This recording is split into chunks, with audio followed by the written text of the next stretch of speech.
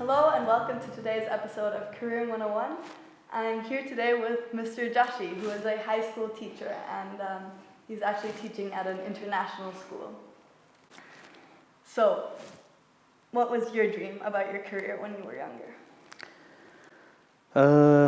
I think when I first started thinking about work, I actually wanted to be a journalist, and more like a war journalist, war correspondent. Mm-hmm. And then a bit later, it was really kind of any kind of journalist, especially a sort of a travel writer.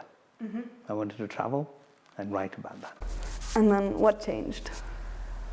I think I got a job at teaching, and I found I was good at it, and just ended up staying at the school I was at. I really enjoyed the students there. They were a rough bunch, but they had most of them had a heart of gold, and I said, right, okay, I enjoy this. But actually, I started teaching in order that if I was traveling and reporting, if I had a job, that I would actually do some teaching on the side. It would be a means to travel, and then at the same time, do some work and do it that way. But I ended up just teaching. What did you study? At university, I studied history, politics, and economics initially, and then I majored in just history. I did a bachelor's in history at University of Leeds. So what happened after you finished your studies? I got a job eventually, teaching in a school in northern England, and it was meant to be a temporary job, so I was quite happy with that. I got my teaching certification within the year, and then I was all set to leave and travel, and then they kept me on, so I stayed there. And when I was thinking of leaving, I got a promotion to another school as somebody higher up in the department, and I did that for 2 years. And then when I was thinking of leaving again, I got promoted to being head of department in a third school, so I did that. Mm-hmm. And I stayed there for a few years, and then I reached a point where I said I need to do what I was setting out to do originally, but I still needed to have a job. So I got a teaching job, but this time I ended up in the Bahamas. It didn't have to be the Bahamas, but it's where I got a job. I was actually looking at Colombia and Singapore, and I think somewhere in Africa, I think it was Togo, but it was the Bahamas that came up with the job first, so that's where I ended up. And then what made you decide to come to Germany? I wanted to do, actually there was no real reason, but I think I was fated to come here. Because I wanted to do IB. Yeah. And I knew that was a very good syllabus and the whole philosophy of the IB. And the different jobs I applied to, the ones that were firm, one was in Berlin, one was in Bonn, and one was in Munich. Mm-hmm. So I chose Munich. Best choice. Yeah, so... And you stayed. So. And then I've stayed, yeah. I came for 3 years, and I think 17 have gone by. Wow. So have you had any failures throughout your career, and if yes, how did you manage them? Well, it depends what you mean by failures. In teaching, you always have ups and downs of one kind or another.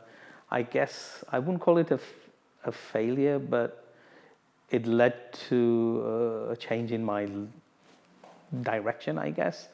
I took a year out to go back to the Bahamas. I worked in a school as a secondary principal, and that year made me realize how much I actually enjoyed MIS. And being a secondary principal was fine. I enjoyed that to a degree, but I wasn't in the right school for me at that time. Okay. So I don't know if you would call it a mistake. It was more that things didn't go the way I would have liked. Mm-hmm. But I came back better for it. Yeah, so you learned something from it. Exactly, yeah. So where do you see yourself in 10 years from now? One thing I'd really like to do is to do, in England they have this Open University course, I don't know if you know of that. So something like that, although these days you can do things online, but I've always wanted to do art history. Okay. So maybe that, or some kind of writing course. Yeah. That's still part of my... Still teaching or learning? Learning, I think more learning, and maybe traveling. What advice do you have to give to those who are starting on their career path now? Really, it's the old adage that you have to go where your heart leads you, something where you feel strongly about, and don't kind of feel that you have to remain in that job. And so I think for anybody starting out now, go and explore. It's fine. And I think a lot of young people that I teach, that there's this fear of failure. Mm-hmm. And that fear of failure, I think, stops them from trying out something. Doing ordinary things, we were talking a little bit earlier about, the odd jobs I'd done. But I think what I learned from that is being able to talk to people. Mm-hmm. And in my kind of profession, and there are quite a few like that, your ability to talk to people is very important. If you can't do that, and certainly in teaching, you're in the wrong profession. Okay. So do whatever really and learn from that. That's good advice. All right, thank you very much for this interview. You're welcome. I really enjoyed it, and I hope you guys enjoyed this as well. If you did, then please subscribe to my channel and give this video a thumbs up. So thank you very much, and I'll see you soon. Bye. Bye.